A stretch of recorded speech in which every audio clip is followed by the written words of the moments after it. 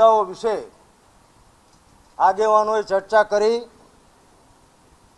અમારી અત્યારની ચર્ચા જે છે એને અમે પાર્ટ 1 નામ આપીએ છીએ। અહીંયા રૂપાલાજીની ઉમેદવારી અમને આશા છે કે રદ થવાની જ છે, પણ તે પહેલાં ઉમેદવારી એ નોંધાવે એ પહેલાં અમારા જે કાર્યક્રમો છે અને એની જે ચર્ચા થઈ છે એ આ બધા સર્વે હોદ્દેદારોની અનુમતિથી સંકલન સમિતિની કોર કમિટીનો સમગ્ર ક્ષત્રિય સમાજની અનુમતિથી આપ સૌને જાહેર કરું છું। આપ જાણો છો એ પ્રમાણે ગુજરાતના તમામ તાલુકા અને જિલ્લામાં પુરુષોત્તમ રૂપાલાની ઉમેદવારી રદ થાય એ માટેના આવેદનપત્રો આપવાનો દોર એ છેલ્લા 7 દિવસથી ચાલી રહ્યો છે। આપના માધ્યમથી વિનંતી કરું કે જે પણ તાલુકા અને જિલ્લામાં આ બાબતનું આવેદનપત્ર આપવાનું બાકી હોય તો ક્ષત્રિય સમાજ અને ક્ષત્રિય સમાજની સાથે જોડાયેલા તમામ સમાજો સાથે લઈને, કારણ કે આ એક ધર્મ યુદ્ધ છે, અસ્મિતા યુદ્ધ છે, એટલે તમામ સમાજો, ગુજરાતના તમામ સમાજો અમારી સાથે છે। એટલે જ્યાં આવેદનપત્ર બાકી હોય ત્યાં કલેક્ટર શ્રી, પ્રાંત અધિકારી શ્રી, મામલતદાર શ્રીની કક્ષાએ જ્યાં જ્યાં જે જિલ્લા તાલુકામાં આવેદનપત્ર આપવાની પ્રક્રિયા બાકી હોય એ તમામ જગ્યાએ આવેદનપત્ર અપાય। આ અમારો મુદ્દા નંબર 1। મુદ્દા નંબર 2 કે અમારા જિલ્લાના સંમેલનો એ છેલ્લા 5 દિવસથી ચાલી રહ્યા છે। ભાવનગરમાં સંમેલનનું આયોજન થયું, એમાં પણ 10,000 ઉપરાંત ક્ષત્રિય સમાજ અને તમામ સમાજો હાજર હતા।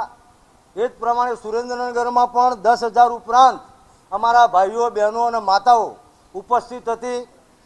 આવતીકાલે 7 તારીખે ધંધુકા ખાતે સાંજે 5 કલાકે અસ્મિતા સંમેલનનું ક્ષત્રિય સમાજ અને સમાજ સાથે જોડાયેલા તમામ વર્ગો, તમામ સમાજોની ઉપસ્થિતિમાં વિશાળ સંમેલન રાખવામાં આવ્યું છે।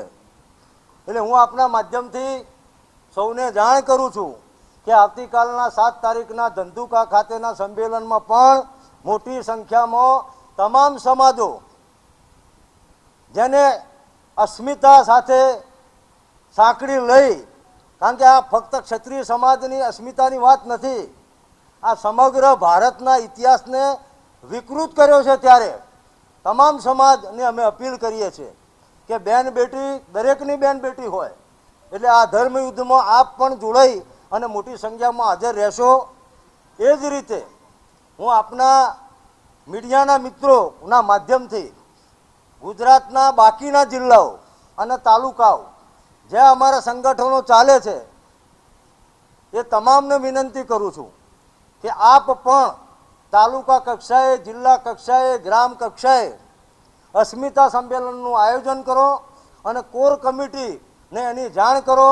કોર કમિટીના આગેવાનો, સમાજના આગેવાનો પણ એમાં ઉપસ્થિત રહેશે।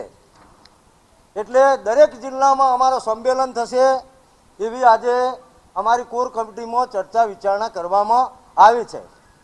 આગળના મુદ્દામાં હું આપને જે વાત કરવા માગું છું એ પ્રમાણે કે અમારી જે ઉમેદવારી પહેલાંની રણનીતિ છે એનો આ પણ ભાગ છે।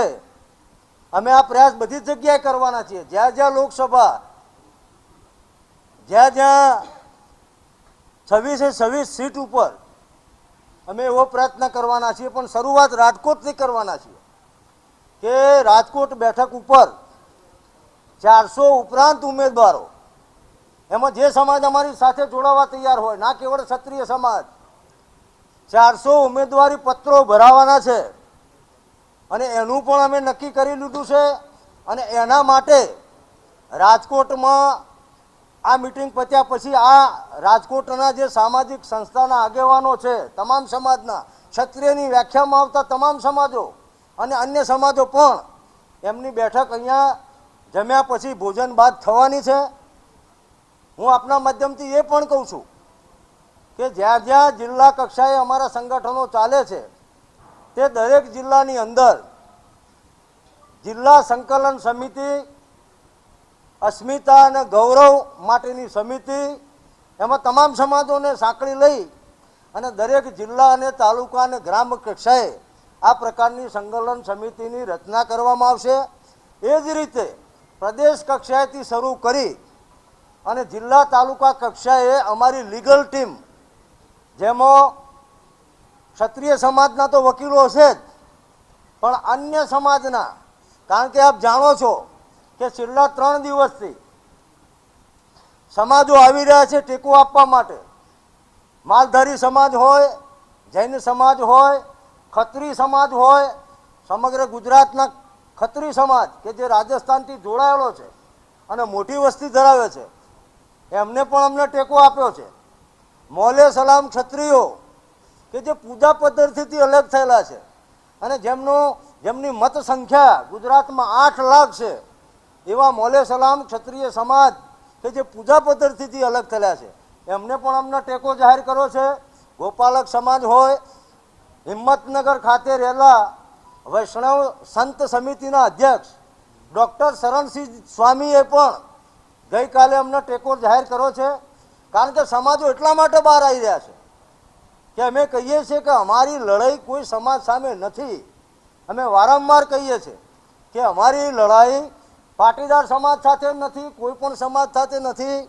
કોઈ પક્ષનો મીડિયા સેલ એ સક્રિય થઈ ગયો હોય અને એવા પ્રયત્નો કરશે, એટલે ગઈકાલે પાટીદારોની તમામ સંસ્થાઓ અને ધાર્મિક જે આસ્થાના કેન્દ્રો છે એમાં અમે સમાજના આગેવાનોએ અપીલ કરી અને એ અપીલનું પરિણામ એ આવ્યું કે આપ જાણો છો કે બરોડામાં ગઈકાલે જે બેઠકનું આયોજન હતું, તો એમને એવું સ્પષ્ટતા કરી મિટિંગ પછી, સભા પછી, કે અમે અમારા જે પ્રશ્નો હતા, અમારા આગામી જે કાર્યક્રમો હતા, એના માટે ભેગા થયા છીએ.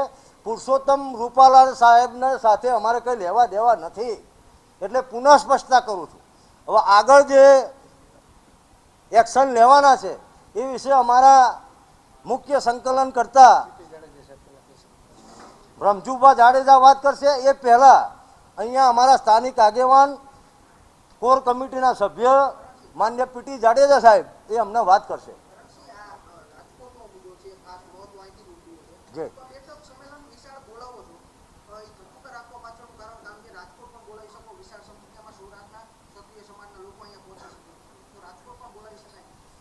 મેં આપને જાહેરાત કરી એમ કે સંકલનની કોર કમિટી એવું નક્કી કર્યું છે કે દરેક જિલ્લામાં, કારણ કે આ પ્રશ્ન સમગ્ર ગુજરાત નહીં ભારતવ્યાપી બનવાનો છે, એટલે